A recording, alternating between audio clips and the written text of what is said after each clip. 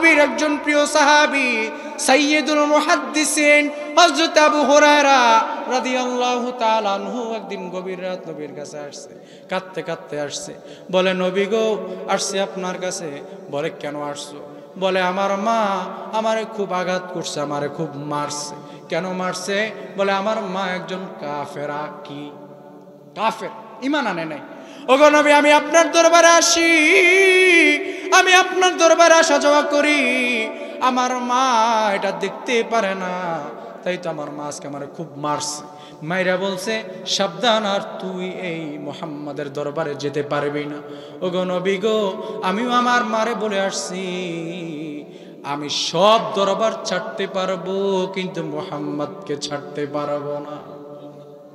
হ্যাঁ, এটাই বিধান। পিতামাতার কোনো বক্তব্য, পিতামাতার কোনো কথাকে অবাধ্য করা যাবে না। যদি পিতামাতা বলে আল্লাহর সাথে শিরিক কর, যদি পিতামাতা এমন কোনো আদেশ করে আল্লাহর বিধান লঙ্ঘন হয়, তাহলে অবশ্যই পিতামাতার সেই কথাটাকে তুমি রিজেক্ট করতে পারবা, সেটা ফেলে দিতে পারবা। আল্লাহ রাব্বুল আলামিন বলেন, ওয়া ইন জাহাদাকা আলা আন তুশরিকা বি মা লাইসা লাকা বিহি ইলম ফালা তুতি'হুমা ওয়া সাহিবহুমা ফিদ দুনিয়া মারুফা। আল্লাহ বলে, যেটা নিয়ে তোমার জ্ঞান নাই, যে বিষয়ে তুমি জানো না, এরকম কোন পিতামাতা তোমাকে বললো যাও মাজারে যাও, পিতামাতা তোমারে বললো যাও এই কাজটা করো, তুমি দেখতেছো এই কাজটা স্পষ্ট গুনাহ, তখন তুমি কি করবা? তুমি তোমার পিতামাতার সেই কথাকে তুমি বাদ দাও, রিজেক্ট করো।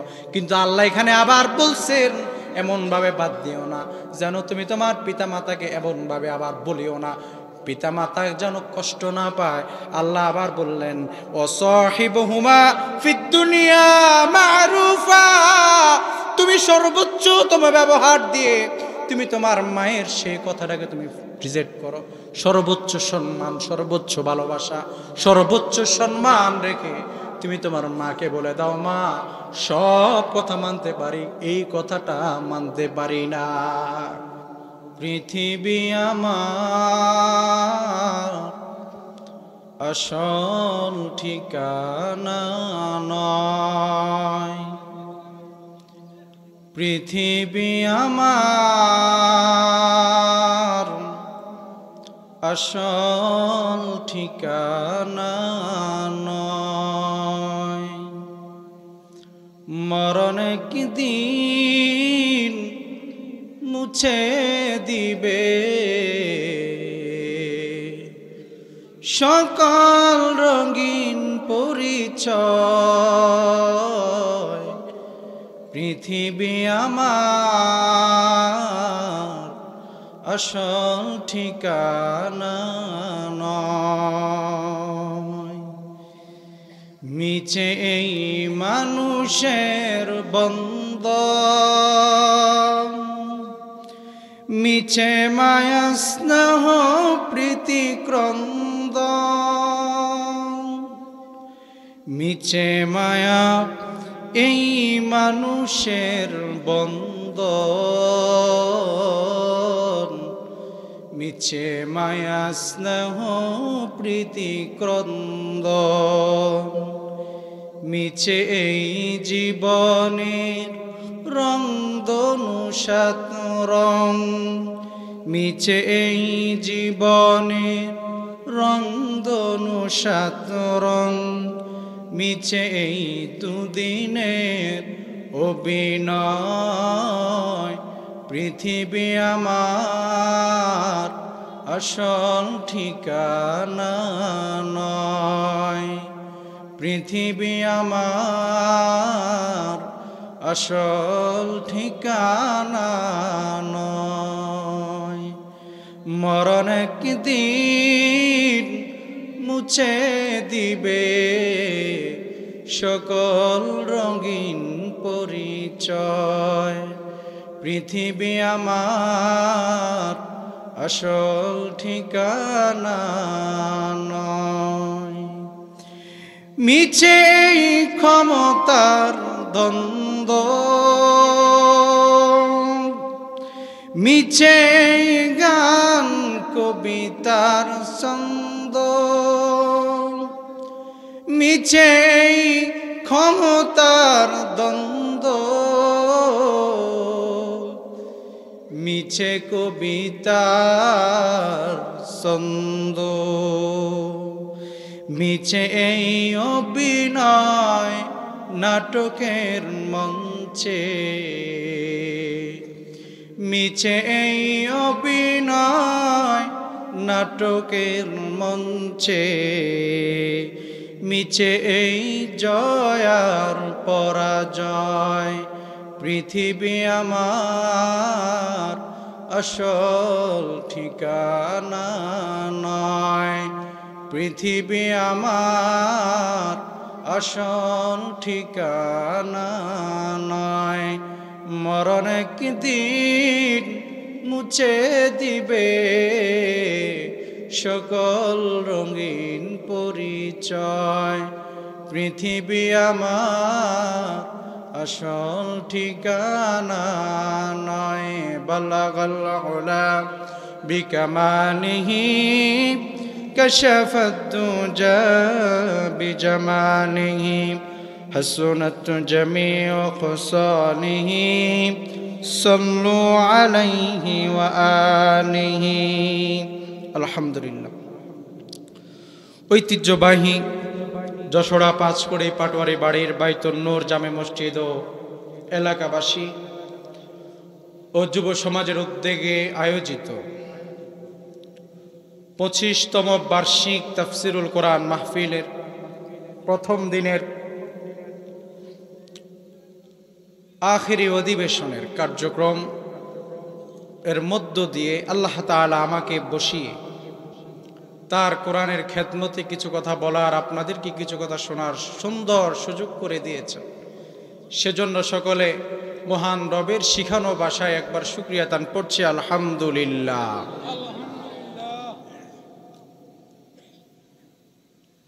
পাশাপাশি অনুষ্ঠানের সৌন্দর্য এবং সৌজন্যতা রক্ষার্থে আবারও সালাম দিচ্ছি পর্দার অন্তরালে কান পেতে থাকা আমার শ্রদ্ধায়া মা ও বোনেরা। বিশেষ করে যেহেতু এটা আমার এলাকা, অনেকে চাচিনাও থাকতে পারে। যে যেখানে বসে আছেন, সামনে বসা অত্র এলাকার সম্মানিত তাওহীদি জনতা, স্টেজে বসা আমার প্রিয় আব্বাজান সহ যত মুরব্বীরা বসে আছেন এবং যে যেখানে আছেন প্রত্যেককে আমার পক্ষ থেকে আন্তরিক মোবারকবাদ ও সালাম পেশ করছি। আসসালামু আলাইকুম ওয়া রাহমাতুল্লাহ।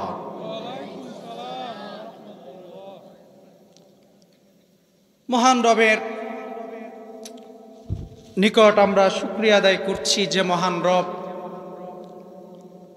আজকের এই তাফসিরুল কোরআন মাহফিল সফল করার জন্য, দেখেন মুয়াজ্জিন প্রতিদিন 5 ওয়াক্ত নামাজের আজান দেয় না? সবাই কি মসজিদে আসে? না, কিছু সংখ্যক মানুষ আসে। এখন কেউ যদি মনে করে যে মানুষ আসে নাই, মুসল্লি আসে নাই, এজন্য মসজিদ বন্ধ করে দাও, বলে ব্যর্থ কি মুসল্লি না মসজিদ? ব্যর্থ কে? মুসল্লি। এখন মাহফিল আল্লাহর জন্য, কথা হবে তাফসিরুল কোরআন, কোরআন থেকে তাফসির হবে। এখন যদি মানুষ কমও হয়, না আসে, এটা কি এলাকাবাসীর ব্যর্থতা না মাহফিল কমিটির ব্যর্থতা? এলাকাবাসীর ব্যর্থতা। আমরা অনেকেই মন ভেঙে ফেলি, বিশেষ করে বর্তমান সময়ের মাহফিলগুলো তো একটা ট্রেডিশন চলছে যে যার যার মাহফিলে কত মানুষ হয়, যদি মানুষ বেশি হতে পারে তাহলে মাহফিল সফল, আর না হলে সফল না। তার মানে উনি বুঝাতে চেয়েছেন যে আমরা ব্যর্থ। আসলে আপনি ব্যর্থ নয়, আপনি টাকা দিয়েছেন, আপনি শ্রম দিয়েছেন, রাতকে রাত ঘুমান নাই, এত সুন্দর বাগান এত সহজে তৈরি হয় না, অনেক কষ্ট। বিশেষ করে যেহেতু এখন নিজেও কিছু প্রোগ্রাম করি, বুঝি কত পেরেশানি মাথায় রাখতে হয়। এত পেরেশানি, এত কষ্ট করে কোরআনের বাগানকে যারা সাজিয়েছে, আল্লাহ কি তাদেরকে যাজা দিবেন না? অবশ্যই দিবেন। আপনারা যদি না আসেন এটা আপনাদের ব্যর্থতা, এটা কমিটির ব্যর্থতা নয়। তাহলে নিজেকে, নিজের বিবেককে প্রশ্ন করে আমি আশাবাদী, যারা এখনো এদিক সেদিক ঘোরাফেরা করছেন, বাহিরে বসে থাকা এটা আমাদের জন্য অনুচিত, এবং যত্রতত্রভাবে বাহিরে ঘোরাফেরা করে সময় নষ্ট করা এগুলোও অনুচিত। কোরআনের আয়োজন, কোরআনের মাহফিল, কোরআনের আলোচনা যেখানে হয় সেখানে তো মুসলমান পঙ্গপালের মতো ছুটার কথা। এটা তো নাটকের মঞ্চ না। নাটক, গান, যাত্রাপালা দেখার জন্য দীর্ঘ পথ মানুষ পাড়ি দিয়ে যায়, কিন্তু আল্লাহর কোরআনের তাফসীর মাহফিল হচ্ছে। যদি ওই রকম বক্তা আসে তাহলে আসবো, না হলে আসবো না, নামদারি বক্তা আসতে হবে। এই যে এই ধরনের ট্রেডিশন যেটা আমাদের সমাজে চালু আছে, এখন বক্তার মধ্যেও হেদায়েত নাই, শ্রোতার মধ্যেও কি থাকবে, আর বলনেওয়ালারই তো নাই, এবং কি যারা আয়োজন করে তাদেরও নাই। তো এই জন্য আমি মনে করি যারা এখনো এদিক সেদিক ঘোরাফেরা করছেন সবাই মাহফিলের প্যান্ডেলে এসে উপস্থিত হয়ে যান ইনশাআল্লাহ। আজকে আমার আলোচনার বিষয় হচ্ছে কবিরা গুনাহ। কি গুনাহ? একটু আপনার কথা বলতে হবে। কি গুনাহ? কবিরা গুনাহ। একটু সাউন্ডটা আর একটু সুন্দর হলে ভালো হয়, আর একটু বাড়তে হবে, একটু বাড়তে হবে, ভিতরের সাউন্ডটা আর একটু সুন্দর হইতে হবে। যাই হোক, একটু ইকু রিভাব কিছু দেন, একটু কেমন জানি লাগছে। আমরা তো বিশেষ করে যে বিষয়টা বলবো সেটা হচ্ছে কবিরা গুনাহ। পৃথিবীতে যত গুনাহ আছে সবচেয়ে মারাত্মক গুনাহের নাম কবিরা গুনাহ।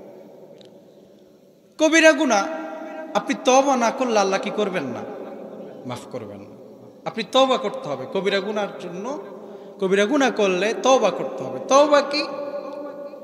তওবা মানে আস্তাগফিরুল্লাহ রাব্বি মিন কুল্লি যামবি ওয়া আতুবু ইলাইহি লা হাওলা ওয়ালা কুওয়াতা ইল্লা বিল্লাহিল আলিয়্যিল আযীম। আমরা এটাকে অনেকে তওবা মনে করি, আসলে এটা তওবা না, এটা হচ্ছে ইস্তেগফার। এটা কি? ইস্তেগফার।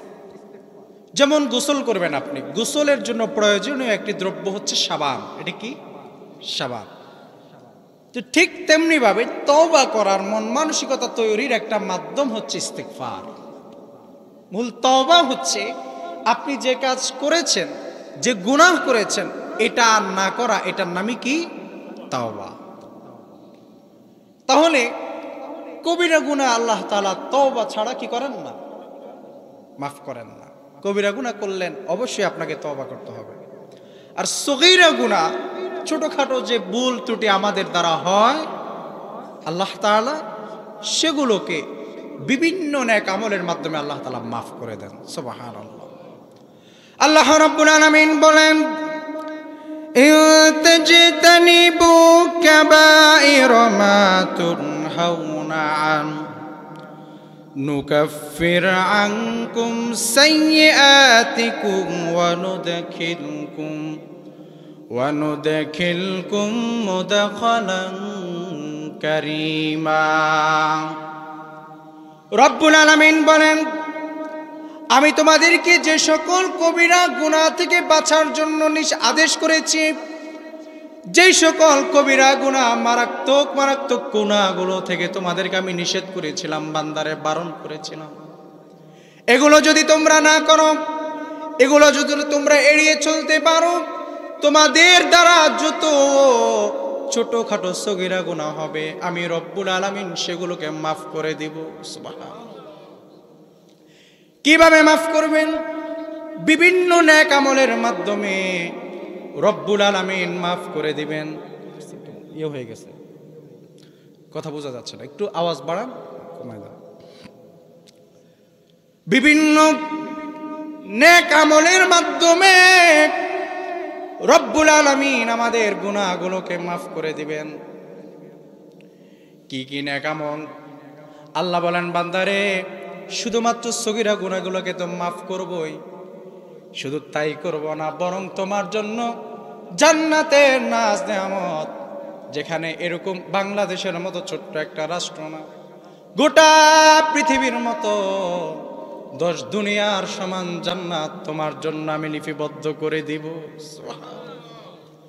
এখানে তুমি একা মালিক থাকবা, এই দোষ দুনিয়ার সম পরিমাণ জায়গায় তোমার বাবা তোমার জন্য এখানে ভাগ নিতে আসবে না, মারামারি করতে আসবে না, তোমার ভাইয়েরাও তোমার সাথে মারামারি করতে আসবে না, কেউ মারামারি করতে আসবে না। এই জান্নাতের মালিক আমি রব্বুল আলামিন তোমাকে একা তোমার জন্য বানিয়ে দিব। সুবহানাল্লাহ।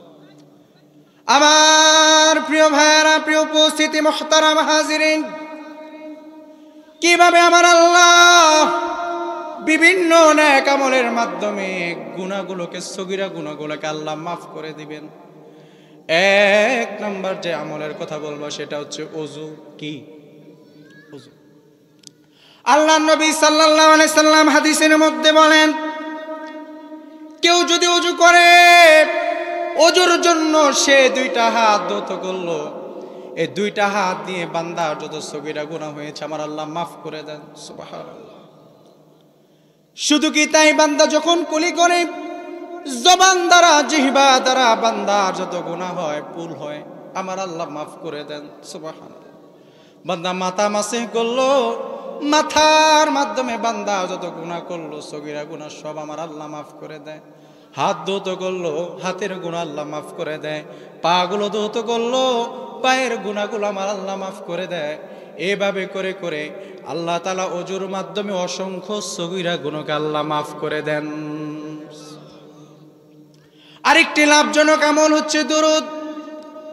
নবীজি করিম সাল্লাল্লাহু আলাইহি ওয়াসাল্লাম বলেন, মান সাল্লা আলাইয়া সালাতান ওয়াহিদা, যে ব্যক্তি আমার যে উম্মত আমার উপর একবার দুরূদ শরীফ পাঠ করলো, সাল্লাল্লাহু আলাইহি আশরু সালাওয়াত, আল্লাহ তাআলা তার উপর একবার নয়, দুইবার নয়, আমার আল্লাহ তাআলা ওই বান্দার উপর 10 বার রহমত নাজিল করে দেন। সুবহানাল্লাহ। শুধু কি তাই, আমার আল্লাহ সেটা পর্যন্ত ক্ষান্ত রাখে নাই, আমার আল্লাহ ওয়াহুত্তাত আনহু আশরু খাতিয়াত, আমার আল্লাহ ফেরেশতাদেরকে আদেশ করেন, ফেরেশতারা রে, আমার এই বান্দার নেক আমলগুলোকে তোমরা খোলো, গুনাহের খাতাগুলোকে খোলো, নেক আমলগুলো দেখো, দেখো আমার বান্দার আজকে সারাদিনে কিরকম সগীরা গুনাহ হলো, দেখে দেখে তুমি 10টি সগীরা গুনাহ তুমি মাফ করে দাও। সুবহানাল্লাহ। তার মানে নবীজি করিম সাল্লাল্লাহু আলাইহি সাল্লামের এক একবার দুরূদের সাথে সাথে 10 বার রহমত নাজিল হয়, 10টি গুনাহ মাফ হয়। কয়টি গুনাহ? 10টি।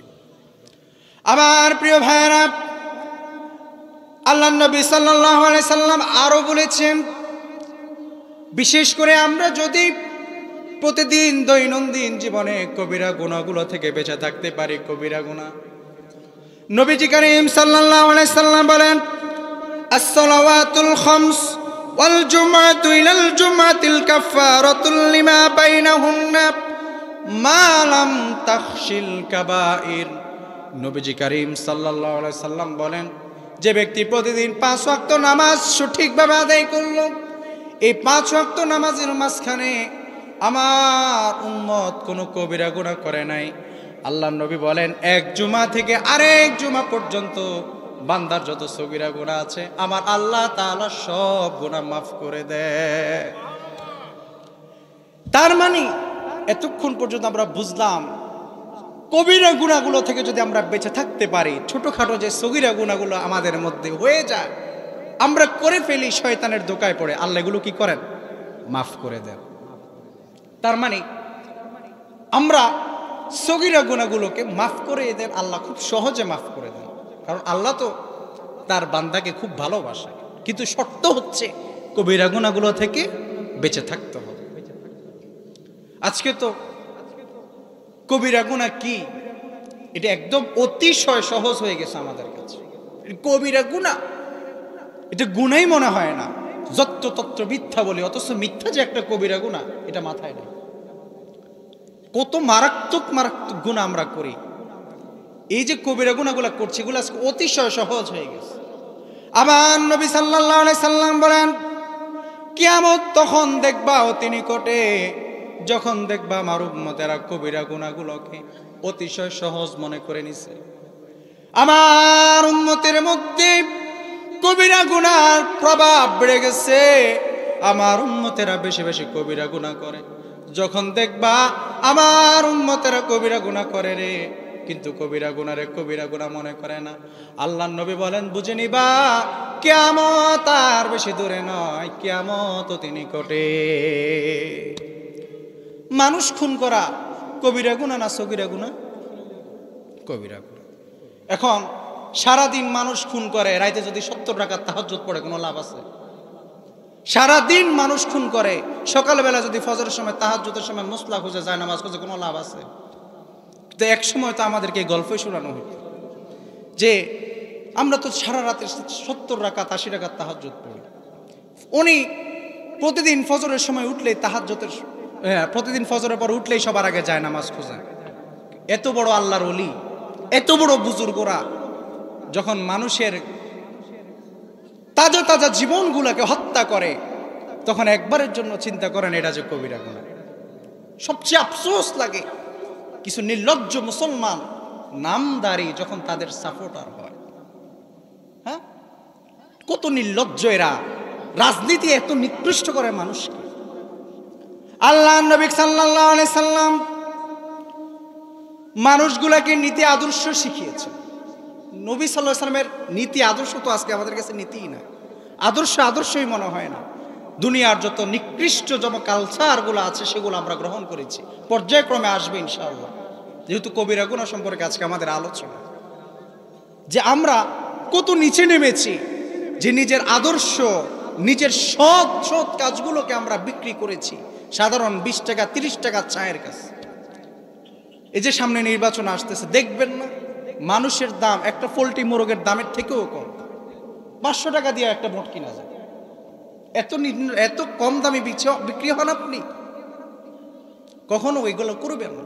মনে রাখবেন, আপনি যাকে সমর্থন করছেন, যাকে ভোট দিয়ে নির্বাচিত করছেন, আপনার ভোটটা যদি কোনো দুশ্চরিত্র ব্যক্তির ব্যালটে তার বাক্সে ঢুকে, উনি ক্ষমতায় যাওয়ার পরে যত খুন করবে, যত গুম করবে, যত অর্থ আত্মসাৎ করবে, সবগুলোর এক একটি দায় আপনাকেও নিতে হবে।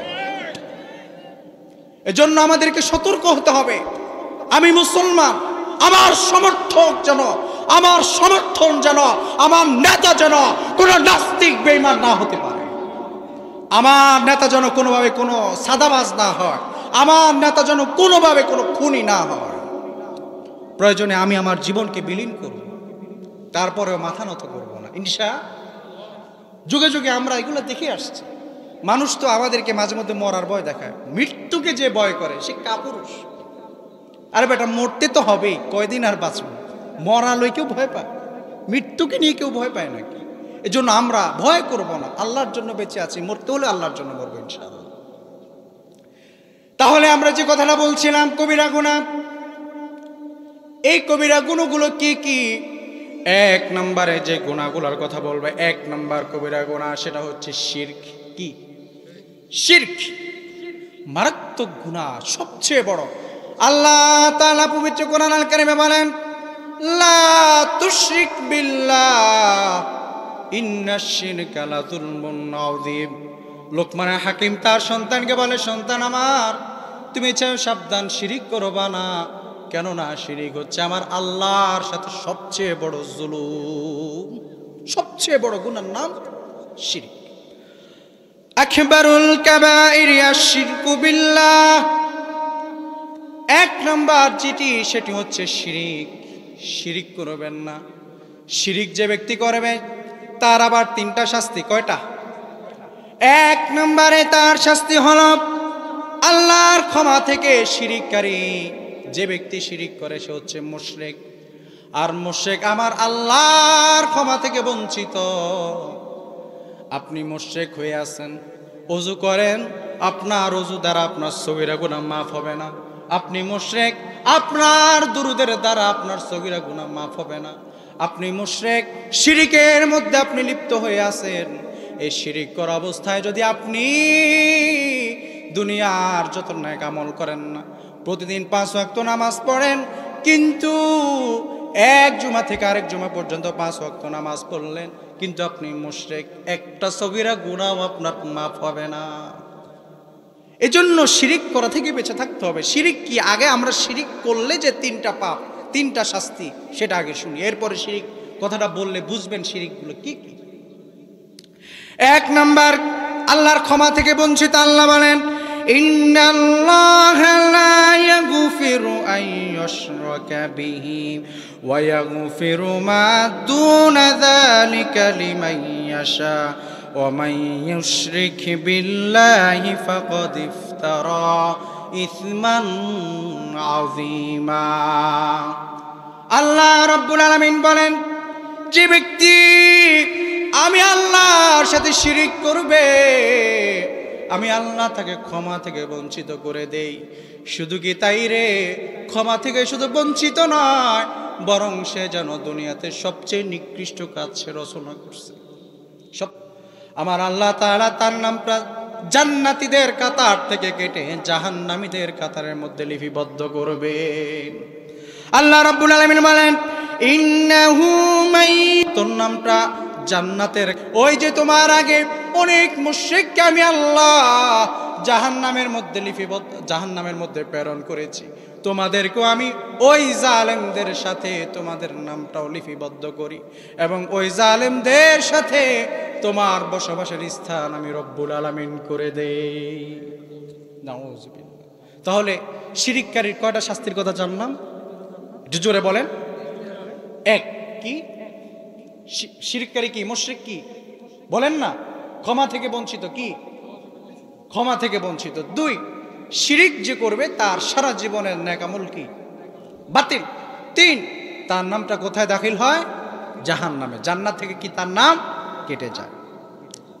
আল্লাহ রাব্বুল আলামিন আমাদেরকে শিরিক থেকে বারবার পবিত্র কোরআনুল কারীমে নিষেধ করেছেন, চাইও সাবধান, শিরিক করবা না। শিরিকের স্তর হচ্ছে 2 প্রকার। কয়টা? 2 প্রকার শিরিক। কিন্তু একটা কথা মনে রাখবেন, অনেকে মনে করে, আমার সমাজে অনেকে দেখবেন ফতোয়া দেয় শিরকে আকবার, শিরকে আসগর। অনেকে দেখবেন যে ছোট শিরিকের ব্যাপারে আমাদেরকে একটু ছাড় দেয়, বলে যে শিরিক যেটা ছোট এটা সমস্যা নেই। কিন্তু অথচ শিরকে আকবার, শিরকে আসগর, 2টাই শিরিকই, কিন্তু শিরক এগুলো আপনি করবেন না, করতে পারেন না। আবার তাওহীদের বৈপরীত্যের দিক দিয়ে শিরিক হচ্ছে 3 প্রকার। কয় প্রকার? 3 প্রকার। সেটা হচ্ছে আশ-শিরকু ফিল ইবাদাহ, ইবাদতের মধ্যে কি? শিরক। শিরকে যত মাধ্যমে আমরা শিরিক করি তার একটা মাধ্যম হচ্ছে নাম বিকৃত করা। কি করা? নাম বিকৃত করা। আমার সমাজে অনেকের নামের সাথে আল্লাহর গুণবাচক নামের সাথে মিল থাকে, থাকে না? যেমন আব্দুর রহমান, হ্যাঁ, আমার বাবার নামই তো আব্দুর রহিম, তো অনেকে বলে কি রহিমের ফলা। দোস্ত নাউযুবিল্লাহ, রহিম কে? আল্লাহ।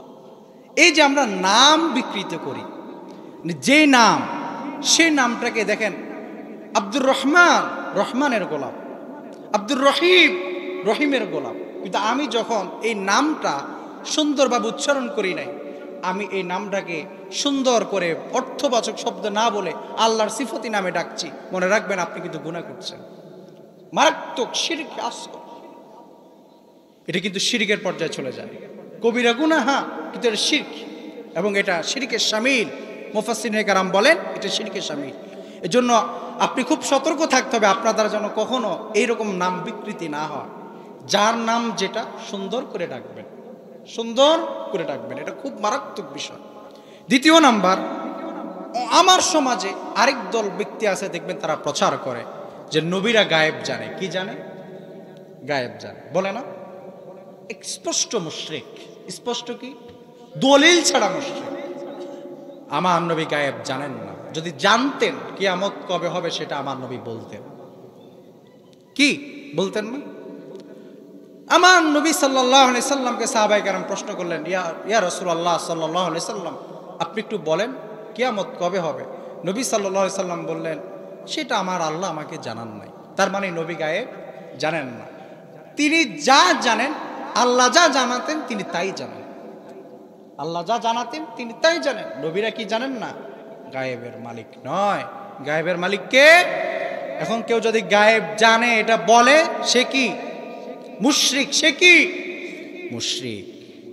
এরপরে জাদু টনা আমাদের সমাজে নাই, করে না? এই জাদু টনা যারা করেন এরাও কি মুশরিক? এরা কি? আরো জোরে, মুশরিক। জাদু টনা যারা করে এরা মুশরিক। যে করায় সেও কি? যে করছে সেও মুশরিক, যে করায় সেও মুশরিক। কালো জাদু এটা খুব মারাত্মক জিনিস, খুব মারাত্মক ব্যাপার। কত ক্ষতি যে করে, কত নিকৃষ্টতম কাজ এগুলো। আল্লাহ নবী সাল্লাল্লাহু আলাইহি সাল্লাম পর্যন্ত কালো জাদু করছে, ব্ল্যাক ম্যাজিক। নবী সাল্লাল্লাহু আলাইহি সাল্লাম দীর্ঘদিন অসুস্থ ছিলেন, কষ্ট পেয়েছেন।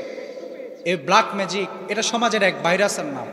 এই ব্ল্যাক ম্যাজিক যারা করে তারাও মুশরিক, যারা করায় তারাও কি?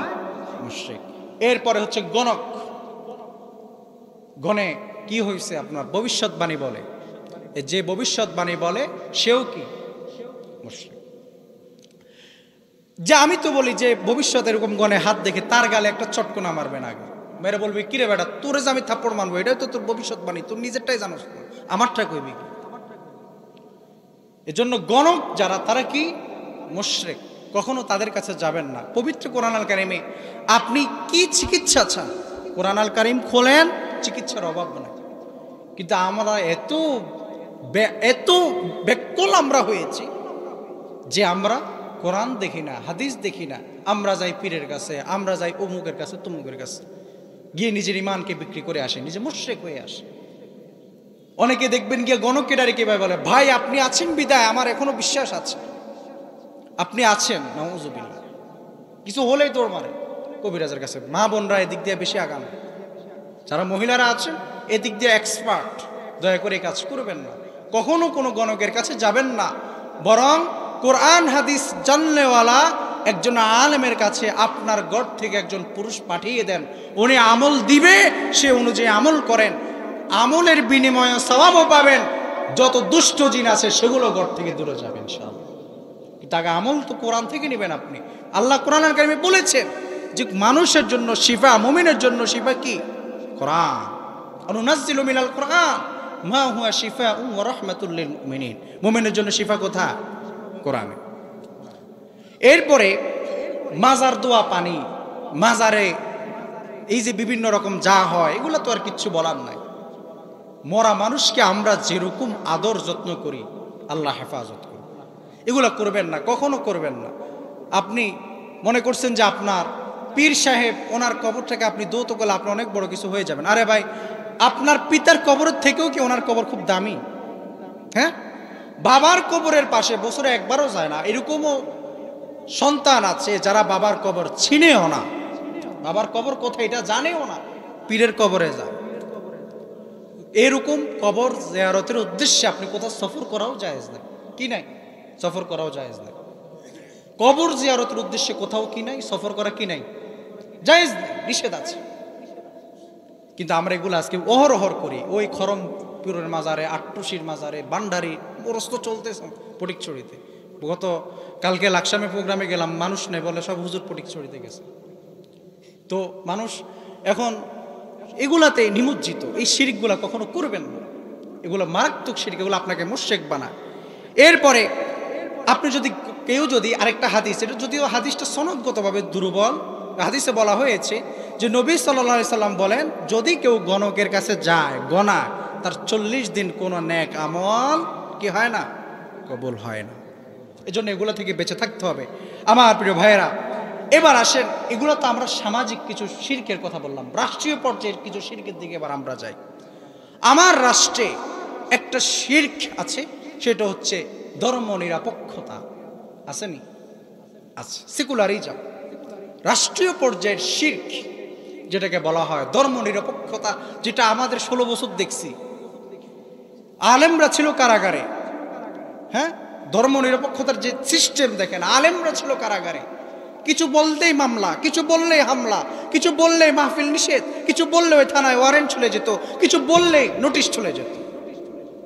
আমরা তো এগুলো সাক্ষী, প্রত্যক্ষদর্শী। কত নোটিশ বিরুদ্ধে গিয়েছে, কত থানায়, উত্তরায় থানাতে এভাবে নোটিশ দিয়ে দিয়েছে যেন না ঢুকতে পারে। এভাবে বিভিন্ন থানায় আলেমদের ব্যাপারে কত জিটি, কত নোটিশ এভাবে দিয়েছে। কিন্তু সেকুলারিজম, ধর্ম নিরপেক্ষতা হচ্ছে আমাদেরকে যেটা বোঝানো হয় যে কোনো ধর্মের ভেদাভেদ নাই, সব ধর্ম আমরা একসাথে থাকবো, একসাথে বসবাস করব, ধর্মে ধর্মের দাঙ্গা লাগবে না, আমরা সবাই একে অপরকে ভালোবাসবো। আচ্ছা বলেন তো, ইসলাম কি আমাদেরকে শিখায় নাই যে কিভাবে তুমি বিধর্মীদের সাথে সম্পর্ক রাখবা? ইসলাম আমাদেরকে নিষেধ করেছেন যে তোমরা কখনো মুশরিকদের কাছে যাবেও না, তাদের মাজারে হামলাও করবা না, তাদের মূর্তিতে হামলাও করবা না, তাদের ব্যাপারে তাদের মূর্তিকে গালিও দিবা না, গালমন্দও করবা না। ইসলাম আমাদেরকে শিখিয়েছে।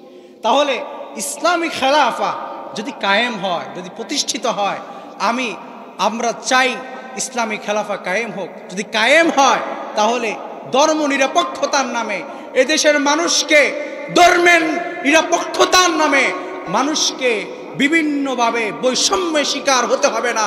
এক ধর্মের গুরুরা থাকবে কারাগারে, আরেক ধর্মের গুরুরা থাকবে সংসদে, এটা হবে না। বরং প্রত্যেক ধর্মের মানুষ তার মূল স্বাধীনতা নিয়ে বসবাস করতে পারে। এজন্য আমরা খেলাফা কোরআন সুন্নাহকে ক্ষমতায় নেওয়ার চেষ্টা করব ইনশাআল্লাহ। এবং বর্তমান সরকার তিনি হাতে নিয়েছেন এই হাতিয়ার, সংবিধান পরিবর্তন করবেন। আমরা বলি ধর্ম নিরপেক্ষতার নামে এই কুফরি মতবাদকে আমরা চাই বঙ্গোপসাগরে নিক্ষেপ করে আল্লাহর জমিনে আল্লাহর দ্বীন কায়েমের লক্ষ্যে। এটা মুসলমানদের রাষ্ট্র, মুসলমানদের দেশ, স্বাধীনতার চেতনা আমাদেরকে যেটা শিক্ষা দিয়েছে, ধর্মের ভিত্তিতেই এ দেশ স্বাধীন হয়েছে, এটা মুসলমানের দেশ বলেই স্বীকৃতি দিতে হবে। এটা মুসলমানদের রাষ্ট্র, এটাই স্বীকৃতি দিতে হবে ইনশাআল্লাহ। এজন্য রাষ্ট্রীয় পর্যায়ে কিছু শিরক আছে, আপনি যদি এই শিরকগুলোর উপর বিশ্বাস করেন এবং যে এগুলো প্রণয়ন করে তাকে যদি আপনি সাপোর্ট করেন, আপনিও মুশরিকের সহযোগী, আপনিও মুশরিক। কথা ক্লিয়ার? এই ফতোয়া তো এখন দিতে পারেন নাই অনেকে, আপনিও মুশরিক। এজন্য কখনো এগুলা করবেন না। এবার আমি আপনাদেরকে একটা বোঝানোর জন্য একটা কাল্পনিক গল্প বলি। এটা কাল্পনিক গল্প, এটা কোনো হাদিস না।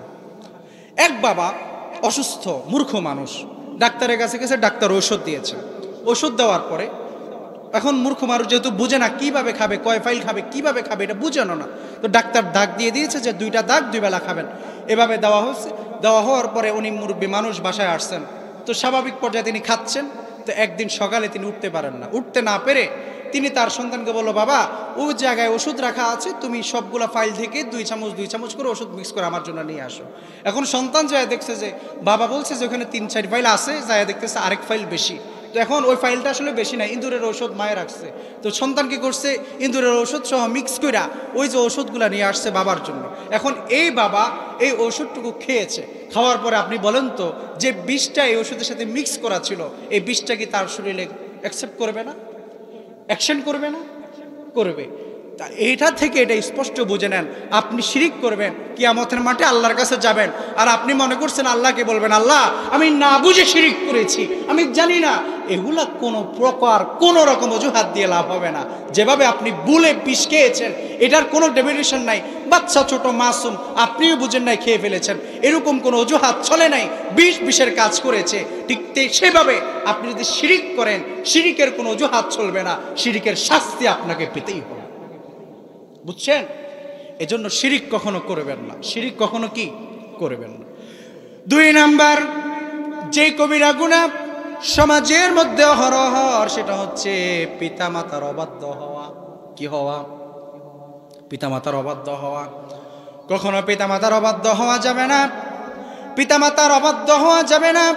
পিতামাতার সম্পূর্ণ হক কিভাবে আদায় করবেন আমার আল্লাহ কোরআন আল কারিমে বলেন, وَقَضَى رَبُّكَ أَلَّا تَعْبُدُوا إِلَّا إِيَّاهُ وَبِالْوَالِدَيْنِ إِحْسَانًا إِمَّا يَبْلُغَنَّ عِندَكَ الْكِبَرَ أَحَدُهُمَا أَوْ كِلَاهُمَا فَلَا تَكُن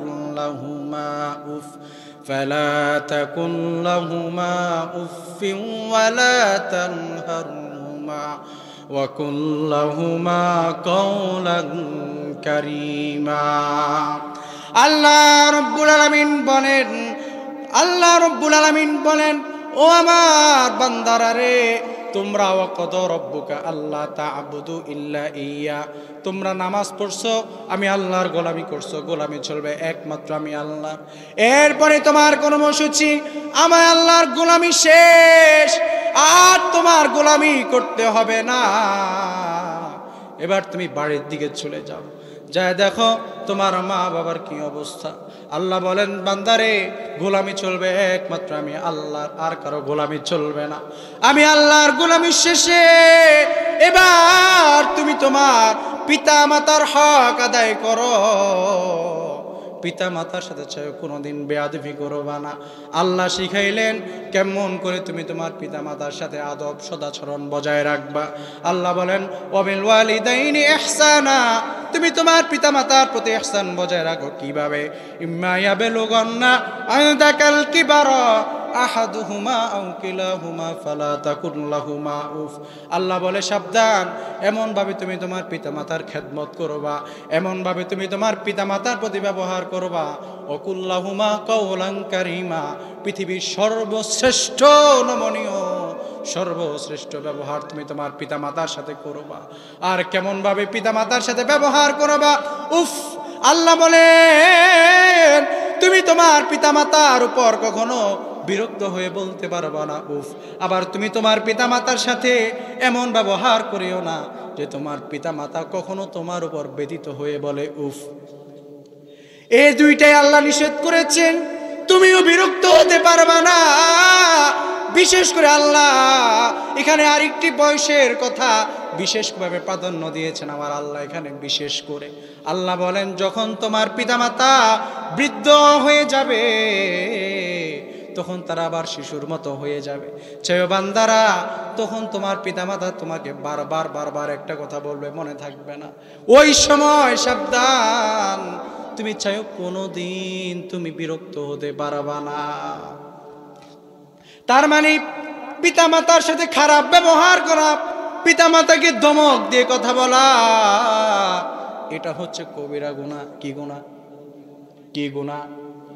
কবিরা গুনাহ। এজন্য এই কবিরা গুনাহ করা যাবে না। আরে আমার আল্লাহ তাআলা মায়ের সেই দুঃখের কথাটা আমার আল্লাহ তাআলা পবিত্র কোরআন আল কারিমে কত সুন্দর করে বলেন, ওয়াসাইনাল ইনসান বিওয়ালিদাই হামালাতু উম্মুহু ওয়াহনান আলা ওয়াহনিন ওয়া ফিসালুহু ফি আমাইন আনিশকুরলি ওয়া লিওয়ালিদাই ইলাইয়াল মাসির। আমার আল্লাহ বলেন, তুমি কেমন ভাবে তুমি তোমার মা বাবার সাথে খারাপ ব্যবহার করো রে, কেমন ভাবে তুমি তোমার পিতা মাতার সাথে খারাপ ব্যবহার করো। যেই মা তোমারে দীর্ঘ 10টা মাস 10টা দিন তোমার মা তোমাকে এত কষ্ট করে করে করে করে পেটে ধারণ করলো, এরপরে তোমার মা আবার আমার আল্লাহ কোরআন আল কারিমে কত সুন্দর করে বলেন, ও আমার বান্দারা, তোমরা কিভাবে তোমার পিতা মাতার সাথে খারাপ ব্যবহার করো, একটু কি চিন্তা করলা না? ও দুনিয়ার মানুষ, আল্লাহ বলে তুমি দুনিয়াতে যখন ভূমিষ্ঠ হয়েছো, দুনিয়াতে আসছো, এখানেই তোমার পিতামাতার দায়িত্ব শেষ হয় নাই। পিতামাতা পরে তোমার জন্য কি করছে? 2টা বছর তোমাকে দুগ্ধ পান করাইলো তোমার মা। আল্লাহ সেটা উল্লেখ করলেন। ও দুনিয়ার মানুষেরা, আমি তো মনে করি যারা বিবাহের পরে মা বাবার সাথে দুর্ব্যবহার করে, এদের মতন নিকৃষ্ট জালেম সন্তান আরেকটা নাই। কেননা এই জালেম সন্তানকে একবারও চিন্তা করলো না। যখন তার সন্তান তার বউয়ের গর্ভের মধ্যে চলে আসে, তার বউকে তো সে নিজ চোখে দেখতে পারে। তার সন্তানটা যখন তার বউয়ের গর্ভের মধ্যে, তখন তো সে দেখতেছে তার বউ খাইতে পারে না, ঘুমাইতে পারে না, কথা বলতে পারে না, রাত্রি একটুখানি বিছানার সাথে পিঠ লাগিয়ে শুইতে পারে না। এই সন্তানকে একবারও চিন্তা করলো না, আরে আমার মা বাবা তো আমাকে এইভাবেই লালন পালন করছে, এইভাবেই কষ্ট করে তো আমার পিতামাতা আমারে মানুষ করছে, দুনিয়াতে আনছে। এই সন্তান বিবাহের পরে যদি কোনো সন্তানের রূপ বদলা যায়, মনে রাখবেন এটা আসলে সন্তান হইল ঠিক, কিন্তু পূর্ণ সন্তান সে হতে পারে নাই, মা বাবার হক আদায় করতে পারে নাই। ও দুনিয়ার মানুষেরা, বিয়ের পরে যদি কোনো সন্তান তার মা বাবার হক আদায় না করে, আমার কথাও আমার বক্তব্য হচ্ছে সে হচ্ছে পৃথিবীর সব থেকে নিকৃষ্টতম জালেম। পিতামাতার দোয়া, নবীজি সাল্লাল্লাহু আলাইহি সাল্লাম বলেন, হুয়া জান্নাতুকা ওয়া নারুকা, তোমার পিতামাতা তোমার জন্য জান্নাত, তোমার পিতামাতা তোমার জন্য জাহান্নাম। মা বাবা যদি বদদুয়া করে দেয়, এই বদদুয়া আরশে আজিম পর্যন্ত পৌঁছে যায়। তুমি মনে করছো কেউ দেখে না, কেউ হয় না, কিছু হয় না, তোমার কিছুই হয় না। আসলে তুমি জানো না, আল্লাহর নবী সাল্লাল্লাহু আলাইহি সাল্লাম বুখারীতে একটা হাদিস আনছেন। এই বুখারীর হাদিসে পাই নবীজি করিম সাল্লাল্লাহু আলাইহি সাল্লাম বলেন, বনী ইসরাইলের আমলে জুরাইন নামক একজন আল্লাহর ওলি ছিল। জুরাইন নাম। এই জুরাইন আল্লাহর ওলি জুরাইন রহমতুল্লাহি আলাইহি গভীর রাত পর্যন্ত তার খানকার মধ্যে ইবাদতের মধ্যে নিমজ্জিত থাকতো, ইবাদত করত। সারাদিন রুমের দরজাটা লাগায়া নফল ইবাদত করতে জুরাইন রহমতুল্লাহি আলাইহি। এই জুরাইন রহমতুল্লাহি আলাইহি এইভাবে ইবাদত করতেছে। একদিন তার মা গভীর রাতে এসে বলে, বাবা কই? জুরাইন বলে ডাক দিল। জুরাইন চিন্তা করলো, নামাজের মধ্যে দাঁড়িয়ে আমি আল্লাহর সাথে কথা বলছি, আমার আল্লাহ আগে, আমার মা পরে জবাব দেয় নাই। মা দ্বিতীয় দিন আসছে, একইভাবে জুরাইন তার কোনো জবাব দেয় নাই। তৃতীয় দিন মা আবারও ডাক দিছে, কিন্তু মায়ের ডাকে জুরাইন সাড়া দেয় নাই, নামাজের মধ্যে দাঁড়ানো। এবার মা আল্লাহর দিকে হাত তুলে বলো, গো আল্লাহ, আমার সন্তানরে তুমি বেজ্জতি না কইরা কবরে তুমি নিও না। মা বদদুয়া করে দিল, বড় কষ্ট পেয়ে গেল জুরাইন রহমতুল্লাহি আলাইহি। একদিন হঠাৎ এমন সময় একজন জুরাইন রহমতুল্লাহি আলাইহির খানকার পাশে আরেকটা মহিলা বসবাস করত। সে হচ্ছে কর্মচারী, সে বাদী ছিল, বিভিন্ন মানুষের কাজকর্ম করত, কর্মচারিণী মহিলা। এই কর্মচারিণী নারী ওই ঘরের মধ্যে বসবাস করত। সে গর্ভবতী হয়ে গেছে। তার প্রেম ছিল আরেক বাদীর সাথে, আরেক খারাপ ছেলের সাথে সম্পর্ক ছিল। ওই সম্পর্কর মাধ্যমে, ওই বিভিন্ন খারাপ কর্মের মাধ্যমে ওই মেয়ের গর্ভে বাচ্চা হয়েছে। এলাকার মানুষেরা ধরছে, সালিশ বসছে, এই মেয়ে তোমার গর্ভের মধ্যে সন্তান ডাকার। মেয়ে চিন্তা করছে, আমি যদি আমার প্রেমিকের কথা বলে দিই, আমার প্রেমিকও হচ্ছে এলাকার গোলাম, তারে মানুষে মারবে বেশি। যদি জুরাইনের নামটা বলি, সে হবে আল্লাহর ওলি, মানুষ হয়তো তাকে বিচার কম করবে, সম্মানিত ব্যক্তি। ওই নারী, ওই মেয়ে বলে, আমার গর্ভে যে সন্তান, এই সন্তানটা হচ্ছে জুরাইনের। এলাকার যুবকেরা এতটা রাগান্বিত হইছে, জুরাইনের ঘরগুলাকে ভেঙ্গে তছনছ করছে। জুরাইনকে বলে, ঘর থেকে বের হয়ে যাও। জুরাইন ঘর থেকে বের হয়ে গেল, মানুষ মারছে তারে। জুরাইন রহমতুল্লাহি আলাইহি বলে, ও এলাকাবাসী, যেদিন এই সন্তান দুনিয়ার জমিনে আসবে, ওই দিন তোমরা আমারে ডাকবা, আমি প্রমাণ করব আমি জিনা করি নাই, অপকর্ম করি নাই, খারাপ কাজ আমি লিপ্ত হই নাই, খারাপ কাজ আমার দ্বারা হয় নাই।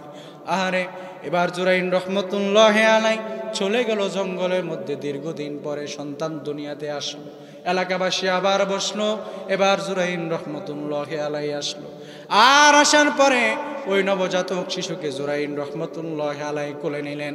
কোলে নেওয়ার পরে শাহাদাত আঙ্গুলটাকে এভাবে জুরাইন রহমতুল্লাহি আলাইহি ওই শিশুর এভাবে মেরুদণ্ডের নিচে টাচ করা মাত্র ওই নবজাতক শিশু বলে উঠল, আমি জুরাইন রহমতুল্লাহি আলাইহির সন্তান নয়, আমি হচ্ছি অমুক গোলামের সন্তান। এলাকার যুবক, এলাকার মানুষগুলো জুরাইন রহমতুল্লাহি আলাইহির পায়ে ধরে বলে, ওস্তাদ ক্ষমা করবেন, ক্ষমা করে দেন, আমরা আপনার খানকাকে আবার পুনরায় স্বর্ণ দিয়ে বাঁধাইয়া দিব। জুরাইন বলে, না না, স্বর্ণ দিয়ে বাঁধানো লাগবে না, আমি বুঝছি, কারণ আমার মা একদিন গভীর রাত আমার আল্লাহর দরবারে নালিশ করে দিল, আমার আল্লাহ কবুল করছেন, বেজ্জতি করছেন, এরপরে আমার আল্লাহ আবার আমার সম্মান আমারে ফিরাইয়া দিছেন। কারণ জুরাইন তো আর যাই তাই ব্যক্তি না, জুরাইন তো হচ্ছে আমার আল্লাহর একজন পেয়ারা বান্দা।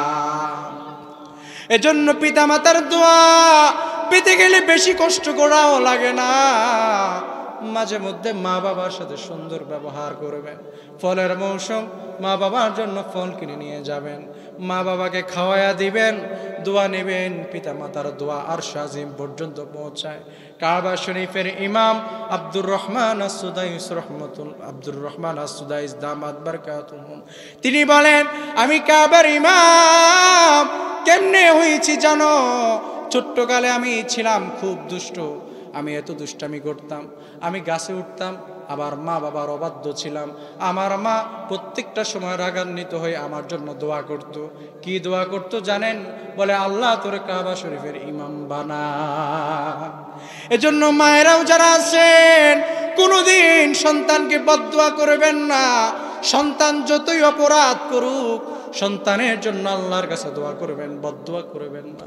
কারণ আপনি যদি বদদুয়া করেন, আমার আল্লাহ কোনো বদদুয়া কবুল করে নেন। এজন্য কোনোদিন বদদুয়া করবেন না। সন্তান যত বেয়াদবি হোক, বদদুয়া করবেন না। আল্লাহর দরবারে দোয়া করবেন, হতে পারে কোনো দোয়া আমার আল্লাহ কবুল করে নিতে পারে। আরেকটি কথা বলে শেষ করি, আমি এই পিতামাতার এই বিষয়টি আমি ইতি টানবো। আল্লাহ নবীর একজন প্রিয় সাহাবী সাইয়্যিদুল মুহাদ্দিসিন হযরত আবু হুরায়রা রাদিয়াল্লাহু তাআলা আনহু একদিন গভীর রাত নবীর কাছে আসছে, কাঁদতে কাঁদতে আসছে। বলে, নবী গো, আসছে আপনার কাছে। বলে, কেন আসছো? বলে, আমার মা আমারে খুব আঘাত করছে, আমারে খুব মারছে। কেন মারছে? বলে, আমার মা একজন কাফেরা। কি কাফের? ঈমান আনে নাই। ওগো নবী, আমি আপনার দরবারে আসি, আমি আপনার দরবারে আসা যাওয়া করি, আমার মা এটা দেখতে পারে না, তাই তো আমার মা আজকে আমার খুব মারছে। মাইরা বলছে, সাবধান, আর তুই এই মুহাম্মাদের দরবারে যেতে পারবি না। ওগো নবী গো, আমিও আমার মারে বলে আসছি, আমি সব দরবার ছাড়তে পারবো, কিন্তু মুহাম্মদকে ছাড়তে পারবো না। হ্যাঁ, এটাই বিধান। পিতামাতার কোনো বক্তব্য, পিতামাতার কোনো কথাকে অবাধ্য করা যাবে না। যদি পিতামাতা বলে আল্লাহর সাথে শিরিক কর, যদি পিতামাতা এমন কোনো আদেশ করে আল্লাহর বিধান লঙ্ঘন হয়, তাহলে অবশ্যই পিতামাতার সেই কথাটাকে তুমি রিজেক্ট করতে পারবা, সেটা ফেলে দিতে পারবা। আল্লাহ রাব্বুল আলামিন বলেন, ওয়া ইন জাহাদাকা আলা আন তুশরিকা বি মা লাইসা লাকা বিহি ইলম ফালা তুতি'হুমা ওয়া সাহিবহুমা ফিদ দুনিয়া মা'রুফা। আল্লাহ বলে, যেটা নিয়ে তোমার জ্ঞান নাই, যে বিষয়ে তুমি জানো না, এরকম কোন পিতামাতা তোমাকে বললো যাও মাজারে যাও, পিতামাতা তোমারে বললো যাও এই কাজটা করো, তুমি দেখতেছো এই কাজটা স্পষ্ট গুনাহ, তখন তুমি কি করবা? তুমি তোমার পিতামাতার সেই কথাকে তুমি বাদ দাও, রিজেক্ট করো। কিন্তু আল্লাহ এখানে আবার বলছেন, এমন ভাবে বাদ দিও না যেন তুমি তোমার পিতামাতাকে এমন ভাবে আবার বলিও না, পিতামাতা যেন কষ্ট না পায়। আল্লাহ আবার বললেন, ওয়াসাহিবহুমা ফিদ দুনিয়া মা'রুফা, তুমি সর্বোচ্চ তোমার ব্যবহার দিয়ে তুমি তোমার মায়ের সেই কথাটাকে তুমি রিজেক্ট করো। সর্বোচ্চ সম্মান, সর্বোচ্চ ভালোবাসা, সর্বোচ্চ সম্মান রেখে তুমি তোমার মাকে বলে দাও, মা সব কথা মানতে পারি, এই কথাটা মানতে পারি না। তাও কি করতে হবে? সর্বোচ্চ সম্মান দিয়ে বলতে হবে। আমার ভাইয়েরা, 3 নাম্বার কবিরা গুনাহের কথা বলবো। ইচ্ছাকৃত ফরজ নামাজ যে কাজা করে, ইচ্ছাকৃত কি? ইচ্ছাকৃত যদি ফরজ নামাজ কাজা করেন, এটা কি গুনাহ? কবিরা গুনাহ। ইচ্ছা করে কখনো ফরজ নামাজ ত্যাগ করা যাবে না। আজকে তো আমরা এত বখিল হইলাম, আমরা তো আজকে এত নিম্ন, এত নিচে গেলাম। আহারে, আমরা কোনোভাবেই আমরা এমন নিচে গেলাম যে নামাজ আমরা যে যার কাজে ব্যস্ত। অথচ আল্লাহর নবী বলেন বাইনাল আবদি ওয়া বাইনাল কুফরি তারকুস সালাত। আল্লাহর নবী সাল্লাল্লাহু আলাইহি সাল্লাম বলেন, মুমিন এবং কাফেরের মধ্যে পার্থক্য হচ্ছে তারকুস সালাত, নামাজ। কি নামাজ? মসজিদের মধ্যে আজান হবে, আজান হওয়ার পরে একদল ব্যক্তি নামাজে চলে যাবে, আর একদল নামাজে যাবে না। তার কোনো পেরেশানি নাই, তার কোনো টেনশন নাই। কেন টেনশন নাই? কারণ তার ভিতরে ঈমান নাই।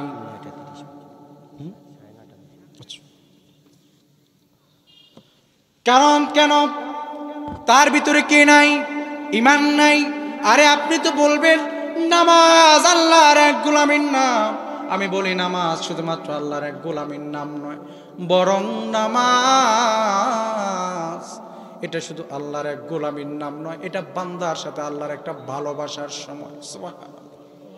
আল্লাহ বলে বান্দারে ফজর হয়ে গেল, সূর্য উঠবে রে, সারাটা রাত তুই ঘুমালি, একটু তোর সাথে কথা হলো না, আয় না, একটু আয় আমার ঘরে আয়, একটু আমার কদমে লুটে পড়, আমি একটু তোর সাথে কথা বলি।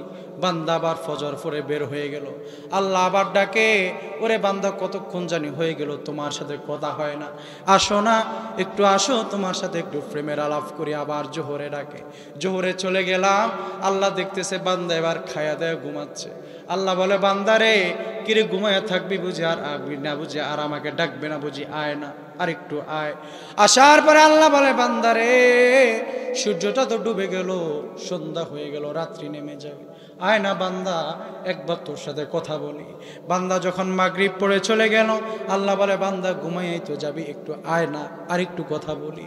এরে বান্দা, এজন্য মুমিন আজান হওয়ার পরে 1 মিনিটের জন্য চুপ থাকতে পারে না, ধৈর্য ধারণ করতে পারে না, সাথে সাথে তার ঈমান তাকে মসজিদে নিয়ে যায়।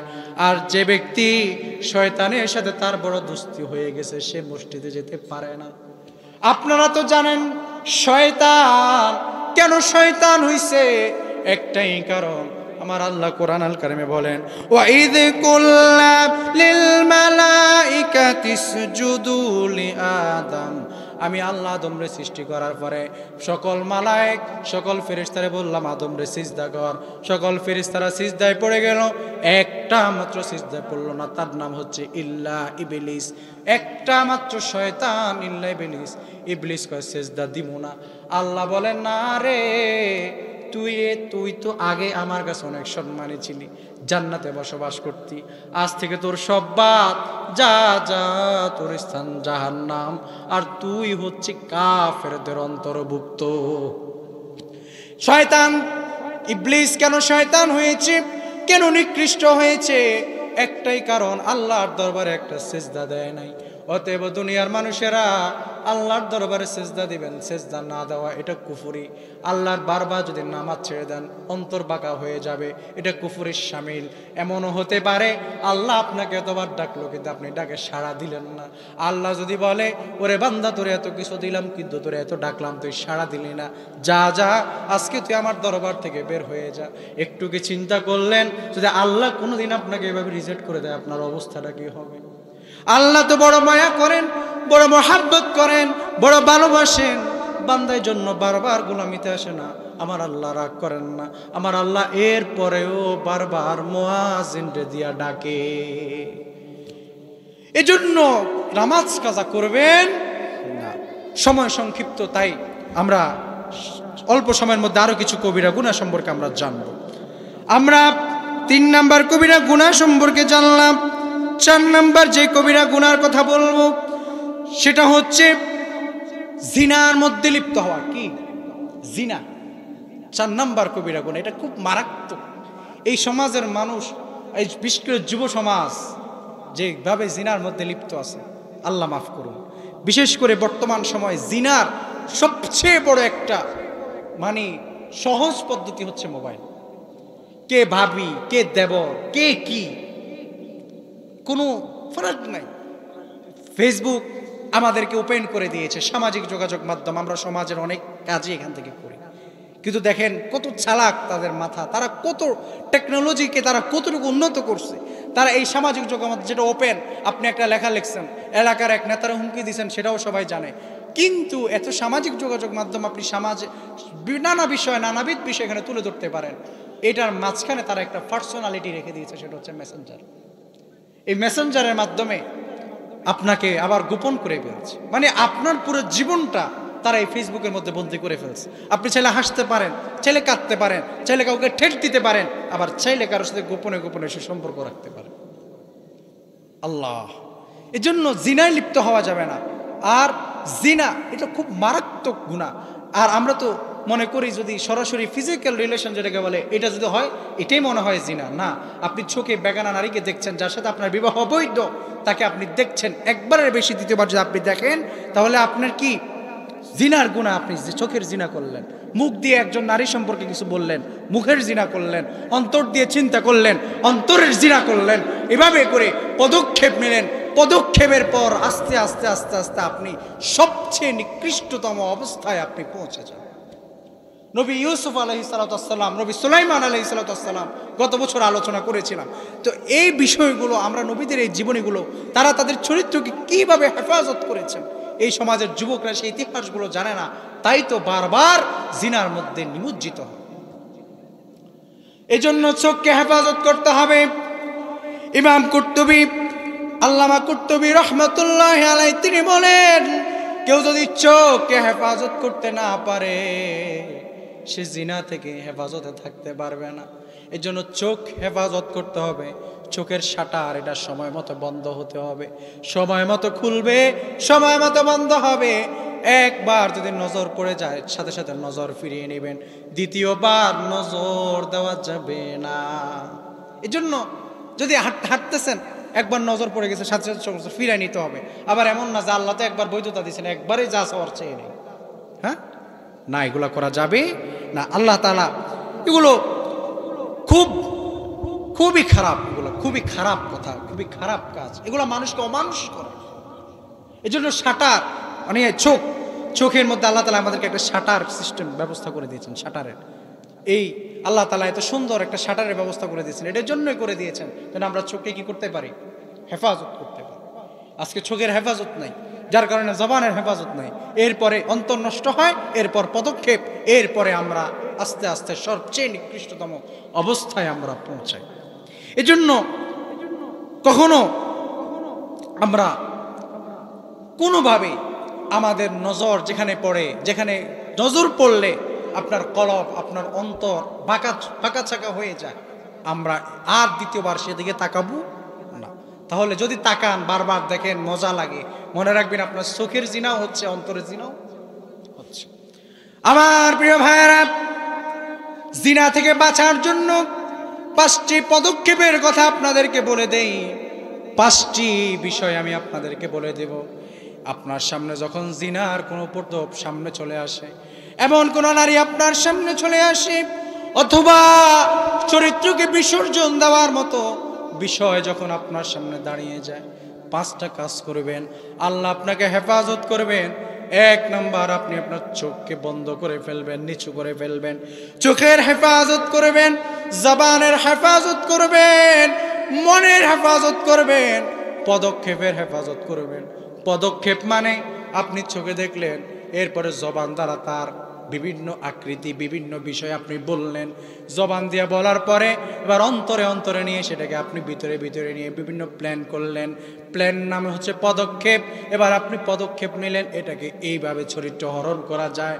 এভাবে 4 নাম্বার পদক্ষেপ, পদক্ষেপের হেফাজত করতে হবে। আপনি যে কোনো পদক্ষেপ নেবেন, না না এই পদক্ষেপ নেওয়া যাবে না, এটা খুব গুনাহের কথা, এখানেই বন্ধ করে দিবেন। 5 নাম্বার, আল্লাহর ভীতি সাথে সাথে অন্তরে ঢুকায় নেবেন। কিভাবে ভীতি ঢুকাবেন?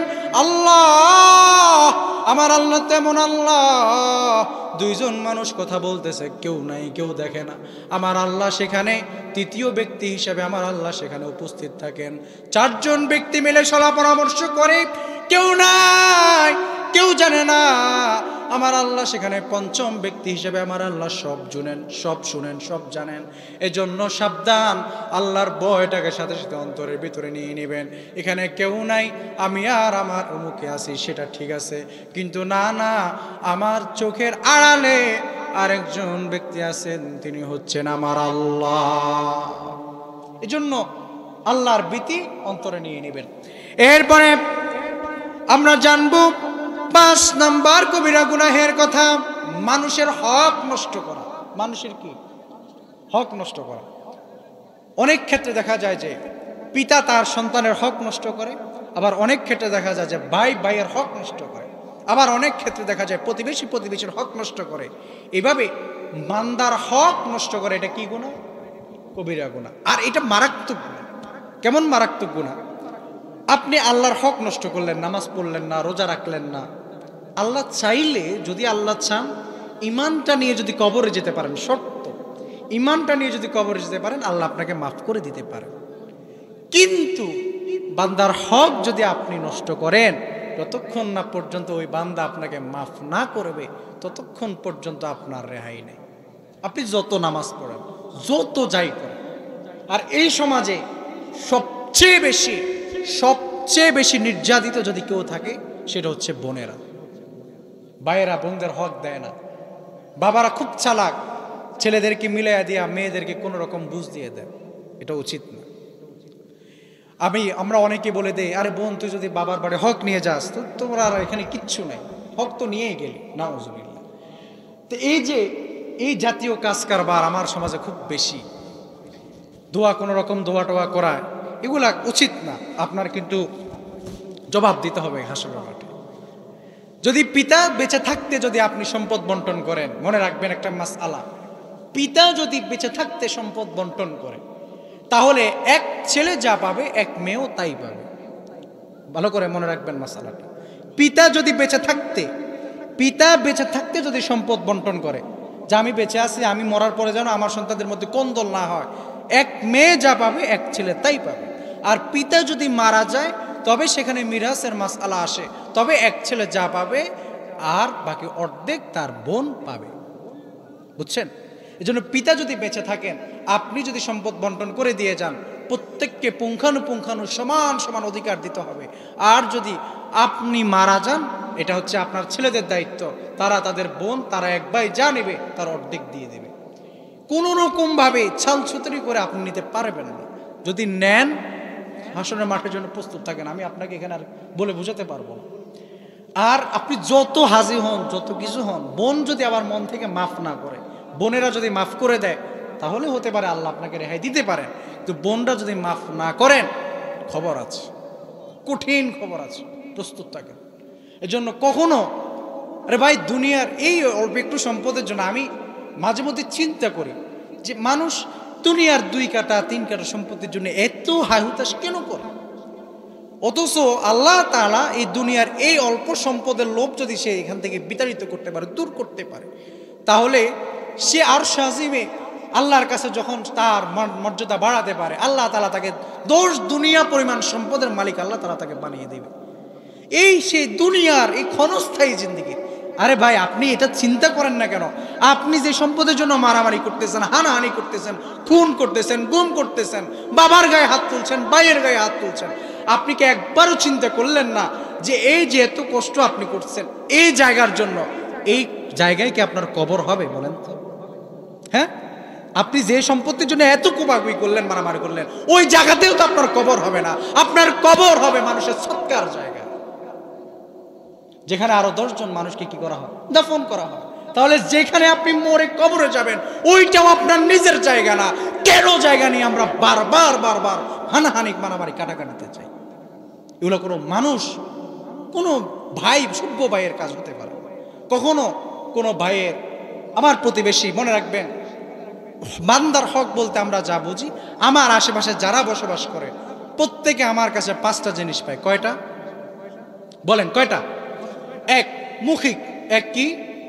মৌখিক। মৌখিকভাবে আপনি কখনো কাউকে কষ্ট দিবেন না। মৌখিকভাবে আরেক ভাইয়ের গীবত করে, আরেক ভাইয়ের শিকায়েত করে, আরেক ভাইয়ের বিরোধিতা করে আপনি চাইেন সাবধান, কারো হক নষ্ট করবেন না, কারো প্রতি অপবাদ রচনা করবেন না। মৌখিক। 2 নাম্বার শারীরিকভাবে কখনো আঘাত করবেন না। আলহামদুলিল্লাহ, আমি তো আমাদের এলাকার ব্যাকগ্রাউন্ড যে আমি অত্যন্ত খুশি যে আলহামদুলিল্লাহ এই যে সরকার পরিবর্তন হয়েছে, আমরা অনেক জায়গায় দেখতে পাচ্ছি যে এক প্রতিবেশী আরেক প্রতিবেশীটা দৌড়াইতেছে, এক দল আরেক দলে দৌড়াইতেছে, শুরু হয়ে গেছে। তা আলহামদুলিল্লাহ, এই জন্য ঐক্যবদ্ধতা বজায় রাখবেন, কখনো শারীরিকভাবে কষ্ট দিবেন না। সব দলের সব লোকই এলাকাতে থাকা দরকার, নাহলে উন্নয়ন হবে কেমনে? হ্যাঁ, যার দরকার আছে, সব দলেরই দরকার আছে, নাহলে উন্নয়ন হবে কেমনে? এজন্য যেটা মূল বিষয় সেটা হচ্ছে যে আমরা কখনো শারীরিকভাবে আরেক ভাইকে কষ্ট দিব না, দৌড়াবো না যে ক্ষমতা এবার আমার আছে, এবার উসুল করি, আবার ক্ষমতা শেষ, আবার আপনি খাবেন। দরকার নাই। আপনি আপনার জায়গা থেকে আপনি নীতি নৈতিকতা ঠিক রেখে আপনি কাজ করবেন। এজন্য প্রতিবেশী আপনার কাছে 2 নাম্বার যে হকটা পায় সেটা হচ্ছে শারীরিক। 3 নাম্বার যেটা পায় সেটা হচ্ছে মানসিক। কি? মানসিক। আপনি কখনো আরেক ভাইয়ের প্রতি মানসিক চাপ সৃষ্টি করবেন না।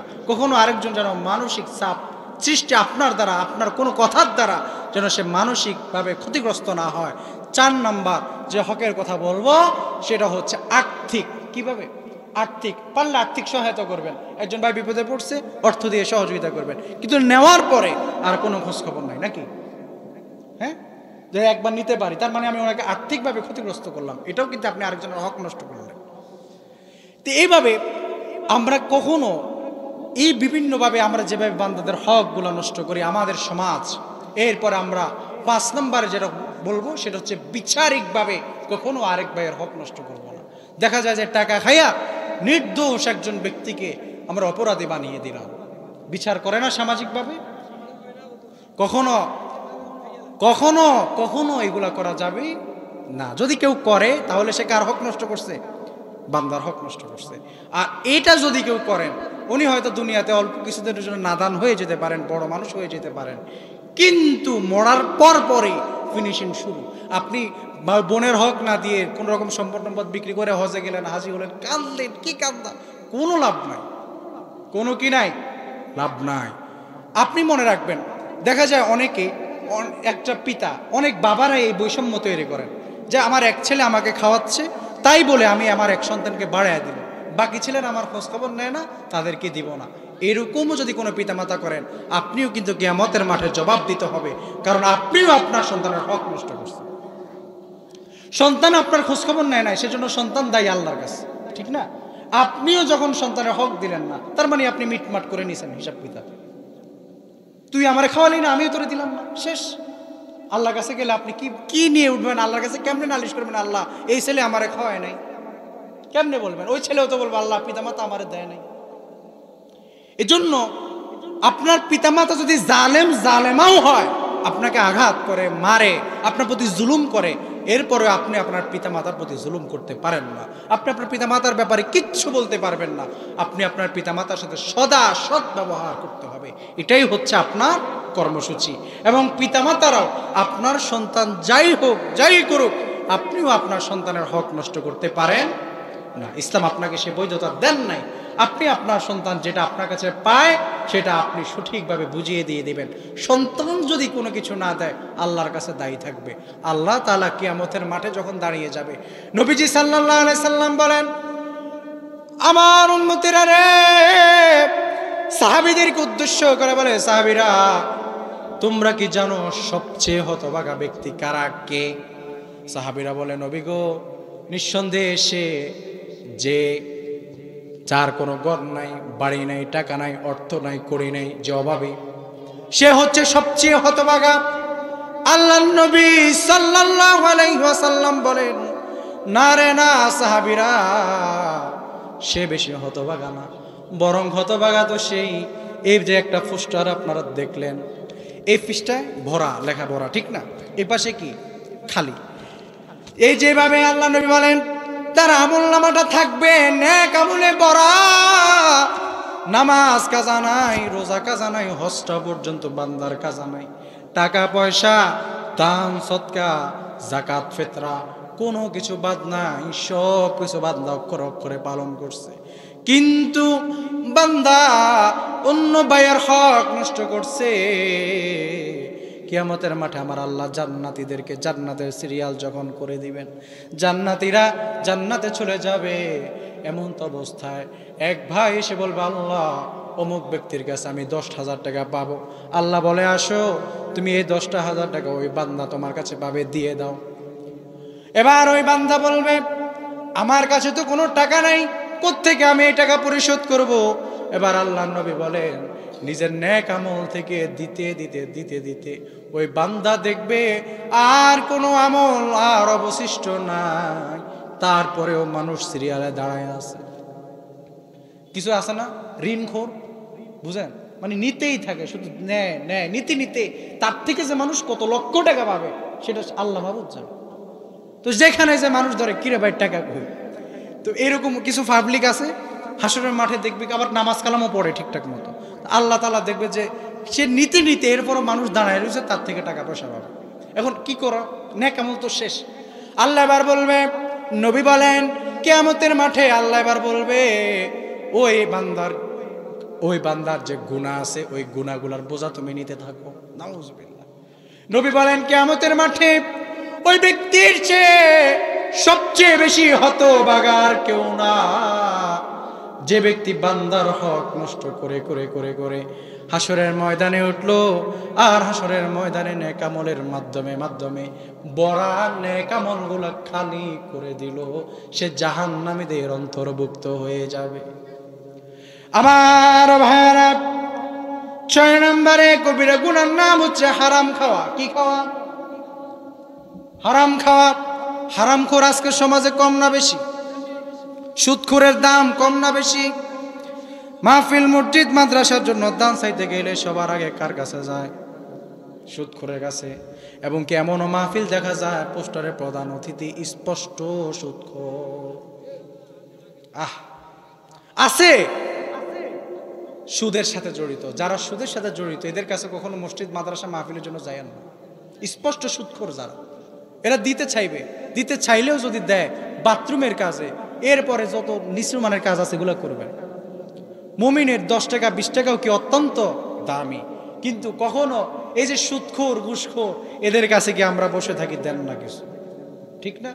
এজন্য সুদখোর এটা সবচেয়ে নিকৃষ্টতম কাজ। নবী সাল্লাল্লাহু আলাইহি সাল্লাম বলেন, ইন্নাল্লাহা তাইয়্যিব লা ইয়াকবালু ইল্লা তাইয়্যিবা। আল্লাহ পবিত্রকে পছন্দ করেন, পবিত্রটাই আল্লাহর কাছে পৌঁছায়। আর যত নাফাকি, যত খারাপ কিছু আছে এগুলো আল্লাহর কাছে কি করে না? পৌঁছায় না। এজন্য কখনো সুদ ঘুষ যারা খায় আপনাদের ইবাদত আল্লাহ পর্যন্ত কি হয় না? পৌঁছায় না। আল্লাহর নবী তো একটা হাদিস, স্পষ্ট সহিহ হাদিস এটা, যে সুদ খায়া আল্লাহর কাছে দোয়া করলে কোনো দোয়া কি হয় না? কবুল হয় না। আর এখন তো যদি মাহফিলে কোনো সুদখোর 50,000 টাকা দেয়, আমার মতো মৌলবী জোরে লিল্লাহি তাকবীর, ঠিক না? আরে কি তাকবীরের কি ঠেলা রে, অথচ স্পষ্ট সুদখোর। কিন্তু এই তাকবীর হয়তো আমরা দিছি, কিন্তু এই তাকবীরের কোনো কাজ নাই, কোনো ফায়দা নাই। আপনারা হয়তো জোরে জোরে আমিন বলছেন, কিন্তু এটার থেকে কোনো ফায়দা নাই। এই জন্য সুদ হারাম, এটা হচ্ছে সবচেয়ে বড় একটা নিকৃষ্টতম গুনাহের মধ্যে এক ধরনের গুনাহ। এটা করা যাবে না, কবিরা গুনাহ। হারাম কখনো বক্ষণ করবেন না। হারাম যদি পেটে থাকে, আপনি আল্লাহকে সিজদা করছেন, আল্লাহ ছাড়ছে পবিত্র, আর আপনি করতেছেন কি? সুদখোরের নামাজ, সুদখোরের রোজা, ঘুষখোরের নামাজ, ঘুষখোরের রোজা। আপনি মনে রাখবেন, রোজা আপনার হয়েছে কি হয় নাই এটা বুঝবেন আপনার মধ্যে লাআল্লাকুম তাত্তাকুন, পরিপূর্ণ তাকওয়াওয়ালা আপনি হয়েছেন কিনা। যদি দেখেন আপনি রোজা রাখার পরে আল্লাহর ভয়টা আপনার অন্তরে ঢুকছে, যদি দেখেন আপনি রোজা রাখার পরে পরিবর্তন হয়ে গেছেন, পরিপূর্ণ তাকওয়াওয়ালা আপনি হয়ে গেছেন, মনে রাখবেন আপনার রোজা কবুল হয়েছে। আর আপনি নামাজ পড়ার পরে যদি দেখেন আপনার নামাজ আপনাকে দুনিয়ার যাবতীয় গুনাহ থেকে আপনাকে ফিরিয়ে রাখতে পারে নাই। আল্লাহ কোরআন আল কারিমে বলেন, ইন্নাস সালাতা তানহা আনিল ফাহশাই ওয়াল মুনকার। নিঃসন্দেহে নামাজ মানুষকে সকল খারাপ কাজ থেকে বিতাড়িত রাখে, দূরে রাখে। আপনি যখন দেখবেন আপনার নামাজ আপনাকে সুদ থেকে বাঁচায় রাখতে পারে না, ঘুষ থেকে বাঁচায় রাখতে পারে না, আপনাকে জিনা থেকে বাঁচায় রাখতে পারে না, গুনাহের কাজ থেকে বাঁচায় রাখতে পারে না, মনে রাখবেন আপনার নামাজ আমার আল্লাহর দরবারে কবুল হয় না। এজন্য রোজা কবুল হয়েছে কি হয়েছে না এটা প্রমাণ হচ্ছে লাআল্লাকুম তাত্তাকুন, পরিপূর্ণ তাকওয়াওয়ালা, তাকওয়া অর্জন করা। আল্লাহ কোরআন কারিমে কি বলছেন? যে সিয়াম পালন করো যেন তোমরা তাকওয়া অর্জন করতে পারো। কেন? সামনে রোজার মাস আসতেছে, রজব মাস শুরু হয়ে গেছে, শাওয়াল, শাবান, হ্যাঁ। তো এখন এই যে সামনে রমজান মাস আসতেছে, আল্লাহ বলেন যে তুমি রোজা রাখবা। কেন? লাআল্লাকুম তাত্তাকুন, যেন তুমি তাকওয়া অর্জন করতে পারো সিয়ামের মাধ্যমে, তাকওয়া অর্জন। এখন আপনি যদি তাকওয়া অর্জন না হয়, মনে রাখবেন আপনার রোজা আরশ আজিম পর্যন্ত পৌঁছায় নাই। আর আপনার নামাজ যদি আপনাকে দুনিয়ার যাবতীয় ফাহশা কাজ, খারাপ কাজ, গুনাহের কাছ থেকে আপনাকে দূরে না রাখতে পারে, দূরে যদি রাখতে না পারে, মনে রাখবেন আপনার নামাজও কবুল হয় না। জন্য নামাজ কিভাবে ঠিক করতে হয়, নামাজ কিভাবে সঠিক করতে হয়, নামাজ কিভাবে পরিশুদ্ধ করতে হয়, সে চেষ্টা আমাদেরকে করতে হয়। আর সর্বশেষ যে মেসেজগুলো, এই 2টা পয়েন্ট, যে মান্দার হক এবং কি হারাম। এই যে হারাম খাওয়া, এটার মধ্যে আপনি যে সুদ খাইলেন, এক ভাইকে কিছু টাকা দিলেন, তার বিনিময়ে বেনিফিট নিলেন, এটা কিন্তু আপনি একদিকে যেমন সুদ খেয়েছেন, সুদের গুনাহ, অন্যদিকে এটা কিন্তু আরেক বান্দার হক নষ্ট করার গুনাহ। কি? কারণ আপনি আরেক ভাই থেকে হক নিয়েছেন, নষ্ট করছেন, এটা ওনায় চাইলে এই টাকা দিয়ে উনি স্বাবলম্বী হতে পারত। আর ইসলাম দেখেন, ইসলামী খেলাফা আমাদের জন্য কতটুকু জরুরি। আমরা তো আসলে গণতন্ত্রের কাছে মাথাটাকে এমনভাবে বিক্রি করছি যে কোরআন যে আমাদের কাছে কত সুন্দর। এই সমাজের আপনি তো এখন বলবেন যে হুজুর সুদ যদি না নেই আমার তো ব্যবসা চলে না, সুদ যদি না নেই দরিদ্ররা কিভাবে ঠিক হবে, দরিদ্ররা সাহায্য সহযোগিতা কইভাবে, প্রশ্ন আপনার ঠিক না? যদি সুদ যদি না থাকে, এই গরিবরা ব্যাংক থেকে লোন নিয়ে নিয়ে বিভিন্ন কাজ করে, এরা কাজ করবে কিভাবে?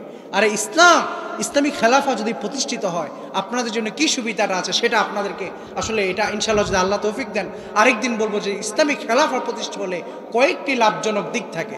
তার মধ্যে একটি লাভজনক দিক হচ্ছে ইসলামী রাষ্ট্র যদি কায়েম হয় তাহলে বাংলাদেশে না, যে দেশে ইসলামী খেলাফা কায়েম হবে সেই দেশে একজন গরিবও থাকবে না। সুবহানাল্লাহ। এখন আপনি বলবেন কিভাবে? আমি আপনাদেরকে যাকাত ব্যবস্থার একটা সঠিক সুস্থভাবে একটা বিষয় আমি আপনাদেরকে জানাই। ইসলাম আমাদেরকে দরিদ্রতা দূর করবার জন্য, মানুষদের সহযোগিতার জন্য দিয়েছে জাকাত ব্যবস্থা।